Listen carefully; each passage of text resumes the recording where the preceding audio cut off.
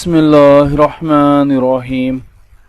अस्सलामुअलैकुम नाज़रीन, सबसे पहले तो मैं आपको अपने इस चैनल जिसका नाम है बेसिक पाकिस्तानी लाज़ इन उर्दू, इसमें खुशामदीद कहता हूँ और उम्मीद करता हूँ कि आप सब अल्लाह ताला के फजल व करम से खैर व आफियत से होंगे और अल्लाह ताला से दुआ करता हूँ कि अल्लाह ताला आपके लिए हर नेक काम में आसानियाँ पैदा करे। आमीन सुम्मा आमीन। नाज़रीन, आज की इस वीडियो का जो मौजू है, जज अरशद मलिक की मुबैना वीडियो की कानूनी हैसियत क्या है, तो चलते हैं इसको जानने के लिए अगली स्लाइड पर। नाज़रीन, आजकल एक बहुत ही अहम मौजू ज़ेर बहस है, वो है जज अरशद मलिक की मुबैना वीडियो जो कि जुडिशरी का एक मर्डर है।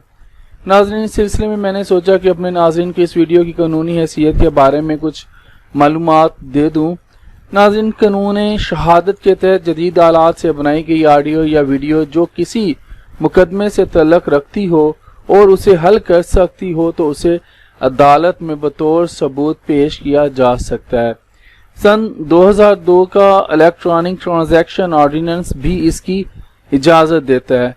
नाज़रीन, मैं इस सिलसिले में आपको बताता चलूँ कि ऐसी वीडियोस अदालत के सामने पेश तो की जा सकती हैं, लेकिन क्योंकि जज अरशद मलिक ने अपने बयान के जरिए वीडियो की तरदीद कर दी है, लिहाजा बारे सबूत इल्ज़ाम लगाने वालों पर होगा। नाज़रीन, मैं मज़ीद ये बता दूं कि अगर इल्ज़ाम साबित ना हो सका तो इल्ज़ाम लगाने वालों पर हत्के इज्जत का मुकदमा हो सकता है। ये नाज़रीन एक छोटी सी इंफॉर्मेशन थी जो मैंने आपके साथ शेयर करनी चाहिए। तो आज के लिए इतना ही। जिंदा रहे तो फिर इंशाल्लाह अगली वीडियोस में मिलेंगे। इजाज़त दीजिए। अल्लाह हाफिज़।